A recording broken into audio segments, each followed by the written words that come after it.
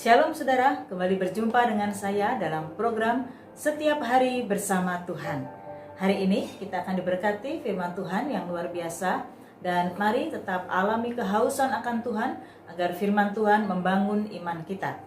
Hari ini firman Tuhan diambil dari Mazmur 143 ayat yang ke-10. Ajarlah aku melakukan kehendak-Mu, sebab Engkaulah Allahku. Kiranya roh-Mu yang baik itu menuntun aku di tanah yang rata. Haleluya. Saudara, sangatlah penting menjadi orang percaya untuk kita berjalan dalam kehidupan kita sesuai dengan kehendak Tuhan. Banyak orang Kristen yang bisa melayani, banyak orang percaya yang mengenal Tuhan, banyak orang percaya yang rajin baca Alkitab dan rajin beribadah. Namun sesungguhnya belum tentu dia tahu dan mengerti kehendak Tuhan dan rencana Tuhan dalam hidupnya secara pribadi. Ada banyak hamba-hamba Tuhan yang mungkin bisa melayani dengan luar biasa, mengembalakan jemaat yang cukup besar dan cukup banyak jumlah jemaatnya. Dan itu luar biasa, itu bagus. Namun saudara, belum tentu hamba-hamba Tuhan juga mengerti rencana dan kehendak Tuhan dalam kehidupannya secara pribadi. Untuk itu sangatlah penting untuk kita sebagai orang percaya mengetahui kehendak Tuhan dalam hidup kita. Saudara, hidup ini adalah pilihan. Dan berbicara tentang pilihan, pasti kita harus mengambil sebuah keputusan.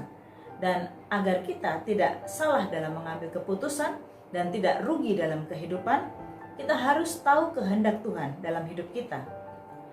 Saudara, memang tidak mudah kita mengetahui kehendak Tuhan, tapi sebenarnya setiap hari Tuhan selalu memberitahukan rencana dan kehendaknya dalam kehidupan setiap orang percaya secara pribadi.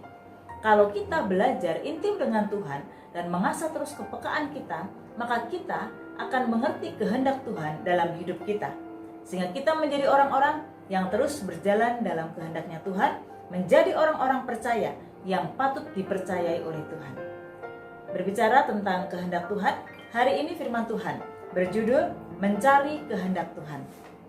Ada banyak orang percaya, bahkan termasuk orang Kristen dan hamba-hamba Tuhan, seringkali mencari popularitas, menghabiskan waktu dalam banyak pelayanan.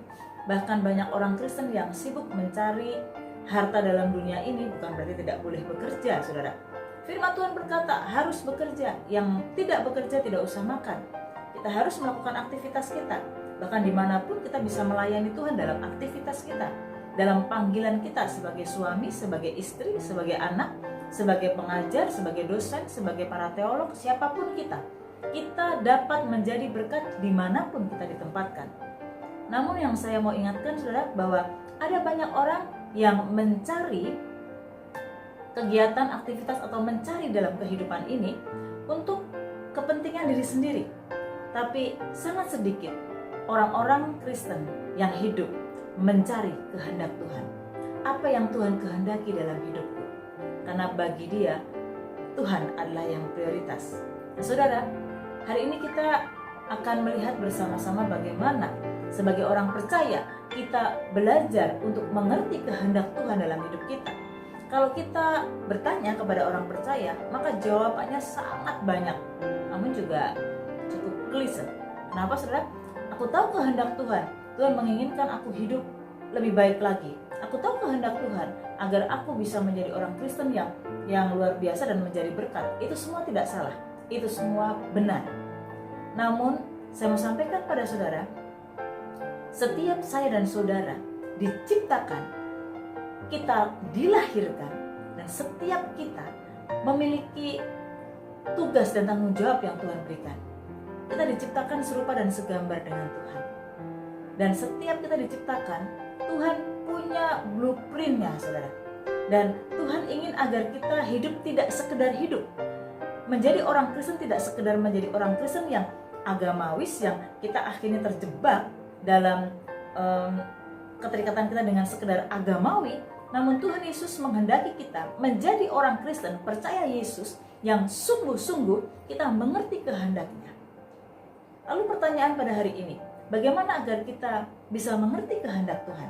Kita dalam hidup ini mencari kehendaknya Tuhan dan memprioritaskan Tuhan. Tuhan mau apa dalam hidupku? Yang pertama saudara, bagaimana agar kita bisa mengerti kehendak Tuhan dalam hidup kita. Yang pertama saudara, latih lutut saudara. Latih lutut kita. Ini berbicara tentang bagaimana keintiman kita dan kita berdoa. Mau tahu bagaimana kehendak Tuhan dalam hidupmu? Mari cari kehendak Tuhan dalam doa-doa kita. Semakin intim. Doa bukan hanya sekedar tatanan liturgi atau sewajarnya sebagai orang Kristen yang memang harus berdoa. No, tapi doa yang saya maksud adalah doa di mana kita mengalami kehausan, bahkan seperti orang yang kekurangan oksigen, kita membutuhkan Tuhan dan kita terus berdoa dengan kesungguhan hati kita. Kita betul-betul haus dan Tuhan, aku perlu kehendak-Mu dalam hidupku. Doa yang betul-betul mencari wajah Tuhan. Saudara, latih lututmu. Dalam hal ini berdoa. Dalam Matius pasal yang ke-7 ayat 7-8. Mintalah maka akan diberikan kepadamu, carilah maka kamu akan mendapat, ketuklah maka pintu akan dibukakan bagimu. Karena setiap orang yang meminta menerima, setiap orang yang mencari mendapat, dan setiap orang yang mengetuk baginya pintu dibukakan. Saudara, bagaimana kita bisa tahu dan mengerti rencana Tuhan atau kehendak Tuhan dalam hidup kita? Mari latih lutut kita. Jangan hanya kita berdoa karena kita sekedar perlu Tuhan hanya untuk menolong kita. Tuhan, aku sedang perlu Engkau karena aku sedang membutuhkan sesuatu. Itu betul, saudara. Karena tadi kita sudah baca, mintalah. Karena orang yang meminta menerima, orang yang mengetuk pintu, pintu akan dibukakan. Betul, saudara. Tapi saya mau mengajak setiap saudara bagaimana kita mengerti kehendak Tuhan dalam hidup kita, bukan hanya sekedar berdoa karena meminta sesuatu untuk kebutuhan kita, tetapi mari kita berdoa karena kita mau tahu atau kita ingin tahu Tuhan mau apa atas hidup kita. Tuhan mau apa atas hidupku, Tuhan? Bukan sekedar kita berdoa karena kita meminta sesuatu kepada Tuhan. Ada banyak orang Kristen yang menjadikan Tuhan sebagai biro jasa. Jadi datang kepada Tuhan kalau memang perlunya saja. Yang kedua, bagaimana agar kita bisa mengerti kehendak Tuhan dalam kehidupan saya dan saudara, mencari kehendak Tuhan dan membiarkan rencananya ada dalam hidup kita. Yang kedua, saudara, latih pendengaranmu. Latih pendengaranmu. Artinya ini bicara tentang kepekaan. Banyak orang Kristen yang memiliki jam-jam ibadah, jam-jam aktivitas pelayanan yang luar biasa, tetapi seringkali Tuhan sedang menunggu untuk bisa berbincang-bincang dengannya. Waktu kita banyak terbuang habis, saudara. Wasting time. Saya tidak bilang bahwa melayani itu salah. Saya tidak bilang bahwa melakukan aktivitas apalagi yang agamawis itu salah. Enggak, saudara. Tetapi mari kita juga mau belajar bahwa Tuhan juga sedang ingin agar kita duduk diam, tenang, dan mendengar suaranya. Agar kita terus diasah pendengaran kita, kepekaan kita. Sehingga waktu Tuhan berkata kepada saya dan saudara, saatnya engkau berhenti, anakku. Kita bisa berhenti. Saatnya engkau berjalan, kita berjalan. Sama pada waktu bangsa Israel berjalan di padang gurun, dan waktu Tuhan berkata berhenti, sesuai dengan tiang awan dan tiang api, maka mereka berhenti. Saudara, kalau kita melihat dalam kisah di dalam 1 Samuel, kisah tentang Raja Daud, ya, Israel sedang berperang menghadapi Filistin. Pada waktu itu Raja Daud datang kepada Tuhan berdoa. Daud adalah orang yang sangat bijak, dia orang yang sangat cerdas, dan Daud juga memiliki strategi-strategi perang yang luar biasa. Daud memiliki jenderal-jenderal yang luar biasa yang sudah biasa berperang. Namun Daud tidak mengandalkan jenderalnya, Daud tidak mengandalkan kekuatan tentaranya, Daud tidak mengandalkan kekuatan strategi perangnya. Daud datang kepada Tuhan dan mencari kehendak Tuhan. Daud berdoa dan bertanya kepada Tuhan.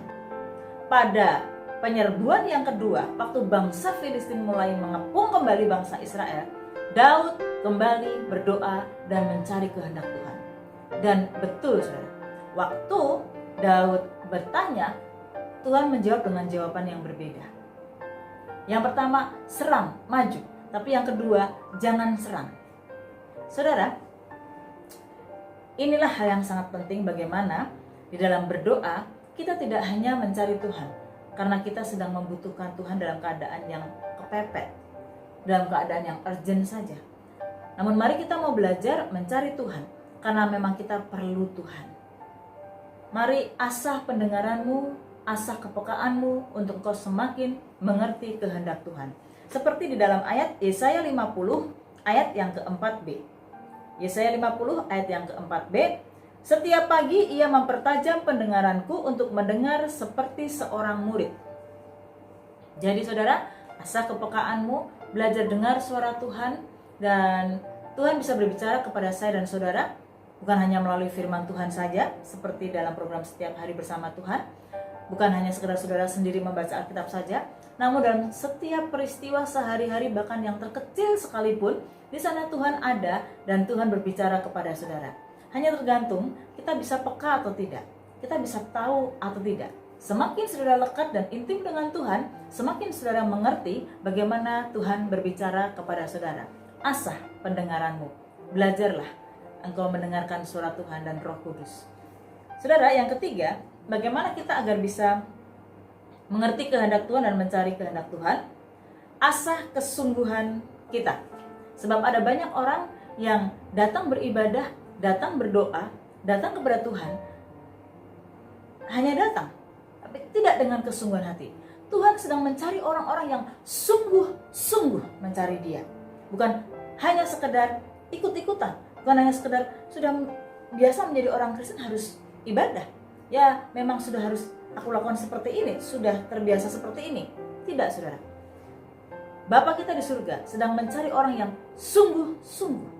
Jadi bagaimana agar kita bisa mengerti kehendak Tuhan dalam hidup kita? Mari asah kesungguhanmu. Tes. Apakah kita sungguh-sungguh mencari Tuhan? Sungguh-sungguh mengikut Tuhan? Apakah kita sungguh-sungguh ingin tahu kehendaknya Tuhan? Banyak orang Kristen yang bagaimana mau dia mengerti kehendak Tuhan? Punya keinginan untuk mencari kehendak Tuhan pun tidak. Jadi kekristenan hanya seperti tatanan liturgi, kekristenan hanya seperti religion biasa, kekristenan hanya seperti agama biasa. Saya mau katakan pada saudara, beberapa kali saya khotbah dimanapun, saudara, kekristenan itu bukan cuma religion, but relation. Kekristenan adalah sebuah perubahan. Bagaimana kita bisa berubah kalau kita tidak pernah mencari kehendak Tuhan? Bagaimana kita bisa mencari kehendak Tuhan dan Tuhan mau apa atas hidupku? Kalau kemauan dan kerinduan saja kita tidak ada, saudara. Tidak ada kesungguhan dalam hati kita untuk mencari kehendak-Mu Tuhan. Kau mau apa atas hidupku? Saudara, mari bagaimana kita bisa mencari kehendak Tuhan agar kita dalam mengambil keputusan-keputusan, dalam kita melangkah, mengarungi kehidupan ini sampai kita berjumpa dengan Tuhan muka dengan muka. Kita menjadi orang-orang percaya yang berkualitas, bukan cuma sekedar Kristen, tapi Kristen yang berkualitas. Carilah kehendak Tuhan, agar kehendak Tuhan terjadi dalam kehidupanmu. Ada banyak pergumulan, ada banyak tantangan. Mungkin saat saudara menyaksikan tayangan Setiap Hari Bersama dengan Tuhan pada hari ini, saudara berkata, bagaimana aku mau mencari kehendak Tuhan? Sedangkan aku punya masalah, aku sakit, aku punya masalah keuangan, aku sedang menghadapi tantangan dan tekanan. Saudara, kalau saya berkhotbah seperti ini bukan berarti saya sempurna. Saya pun punya pergumulan. Dan mari belajar bersama-sama. Karena firman Tuhan yang saya sampaikan ini juga berlaku untuk saya, berlaku untuk kita semua, saudara. Tidak ada manusia yang sempurna, namun kita semua sedang disempurnakan sama seperti Kristus, bukan? Mari kita mau belajar untuk mengerti kehendak Tuhan. Mari saudara, tundukkan kepala kita berdoa. Bapa di surga, kami bersyukur untuk renungan dan firman-Mu pada hari ini yang telah menguatkan kami. Biar sepanjang hari ini kami diajar untuk terus mencari kehendak Tuhan. Dan bukan hanya sekedar mencari, saat kami mendapatkan, kami mau belajar taat untuk melakukan. Roh Kudus, Engkau yang akan memampukan kami. Karena kami tahu kalau Tuhan Yesus sudah berfirman melalui kami, melalui hamba-Mu yang tidak ada apa-apanya ini, kami pun sedang belajar, hamba-Mu pun juga sedang belajar. Tuhan, kalau Engkau sudah memerintahkan sesuatu, maka Roh Kudus yang akan memampukan kami untuk melakukan. Pergumulan, tantangan, kekecewaan apapun yang kami alami tidak akan memisahkan kami dari kasih-Mu Tuhan, karena Engkau tak tergantikan oleh apapun. Terima kasih untuk firman-Mu hari ini Tuhan, kami bersyukur. Di dalam nama Tuhan Yesus Kristus kami berdoa. Haleluya. Amin. Amin. Tuhan memberkati saudara. Thank